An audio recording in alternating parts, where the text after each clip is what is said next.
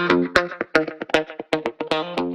to the Sports Daily Early Look. We are taking a look at the Montague Partners Belmont Classic on Saturday over the 2200 metres. It's for the 3-year-olds, raced at listed level. I'm Taylor Courtland, and as always, joined by Digby Beecham. Good morning to you, TC. Interesting edition, isn't it, this year? Absolutely. High quality edition too, we think, with Demolish bringing good form lines and really two interesting last start winners in It's Closing In and Upper Limits. We'll kick it off with a speed map. Demolish settles handy. Prince, I think, settles handy. Amjad probably handy. I think so. Making Profits also. We know that Luke likes his horse to be ridden in a pretty positive manner. Holly Watson is a good front-running rider. So for a small field, the field, as we sit here this morning, of 9, it doesn't look like they're going to go to the top and drop anchor. They hopefully go along at an even enough tempo. So we'll take a look at the market as it stands with Tab Touch. It's Closing In opened and is still your favourite at $2.25. Upper limits at $3.90. Demolish, $6. Secret Attraction also at $6, double figures the remainder of the field. So we'll take a deep dive into the form of the favourite. The last start, Belmont Oaks winning filly. It's Closing In. William Pike elects to stick with her. Is that why she's this short in the market? Yeah, I think so. And the fact is she's a winner. You know, she's flying. She's beaten the older horses. She's gone there, and Belmont Oaks was afforded a gun ride, it must be said, denying Noteworthy William on that occasion a clear path when CJP wanted to establish some momentum of his own, and she was very, very good to the line. We know that she's effective on all sorts of ground, and she's out of a yard that can keep a horse up for a long period of time, that being Adam Durrance. We know that she's having, I think, a 13th or 14th start this time in, shows no signs of training off, and William electing to stick is a really good push. She's probably going to have to go back from that gate? Yes, you would think so, and that's the way that William... I think if you gave him a choice, that's the way he likes to ride in races over this trip, or certainly in and around this distance range.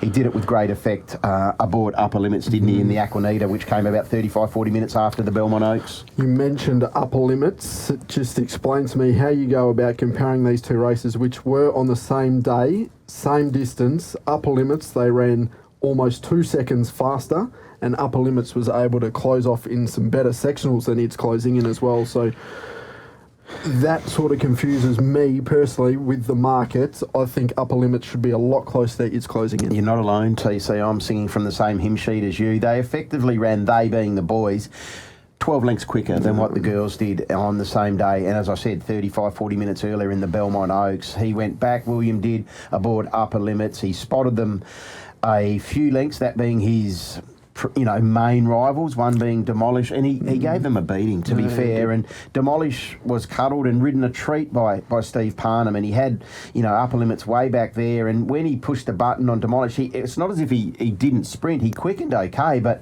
Upper Limits had that momentum. And you're thinking, well, maybe could have Steve gone earlier? I don't think so, because at the tail end of that 2,000 metre event in the Aquanita, Upper Limits was pulling away from Demolish. So if Demolish... again, settles in front of Upper Limits, I think Upper Limits gets past him. It's just whether Upper Limits can then hold off the surge that is likely to come from the filly It's Closing In. Upper Limits ruled off the 7th best final 200 metre split of that meeting. Yeah. And that was over 2,000 metres. Exactly right. You don't see that too often. No, you do not. And you would think also the fact that he's likely to be on a surface which is good, borderline soft 5 is going to work in his favour. Clearly he appreciated those sort of conditions at his most recent outing. He was able to quicken on top of the ground, and I dare say he'll do the same again on the weekend. Listening to you there, you'd be surprised if Demolish turns the table on Upper Limits? Yeah, well, look, I was with Demolish last start. I think you and I You're were not both. the only one? No, and in the run I was thinking, how good's this? Look where Upper Limits is. Look You're where not the Demolish only one. is. Exactly. And Upper Limits gave him windburn. So, look, I have full respect for Demolish. You would think he a third up, he's going to be at his peak, fitness-wise, but off what Upper Limits did the other day, he's probably going to settle a little bit closer to Demolish on this occasion, and he's going to be able to wind up and go when CJP elects to go. So for mine, he's the pick of the boys. I think the X factor in the race, the lightly raced Savabeel filly over the page in Secret Attraction, brings that X factor to the race. I think I could make the case that her run was arguably the best of the Belmont Oaks. Yeah, exactly. Now, that was in a slowish run, she was Belmont unlucky. Oaks. She was unlucky. She didn't get a lot of galloping room at the appropriate stage. She's going to settle in a rearward position. She may well settle on the inside of its closing in, and William will be conscious of that if that is indeed where she lands. But clearly she was good at her third lifetime start over the back end of 2,000 metres. The step to 2,200 metres looks right in her wheelhouse. She's a live hope, absolutely. Can you make a case for any other runner? Look, I think they're your four. Covert Rose interests me. Now, she is coming out of a slowly run Class 1 event, but she does drop 3.5 kilos from that race out of Grant and Alana's yard. She's drawn barrier 3. She'll do no work in the run. Again, she's out of Antique Rose, so the distance is looking like it's going to work in her favour. That was a 1,700 metre victory. Now she steps to 2,200 metres, so she's getting to uncharted territory for her, but I respect the yard, I respect the booking of Patrick Carberry, and I respect the fact that she absolutely caught the eye last start.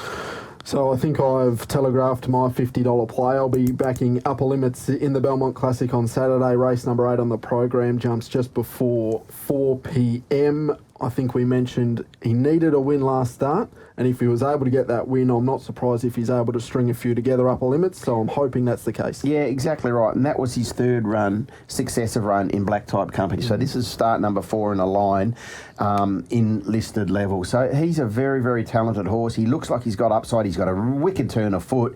If that's on display over the 2,200 metres at the back end of the 2,200 metre event of the Belmont Classic, I think he can win as well. So for me, $50 also goes on upper limits. If you are betting on the Belmont Classic on Saturday, do it with Tab Touch, and as always, do it responsibly.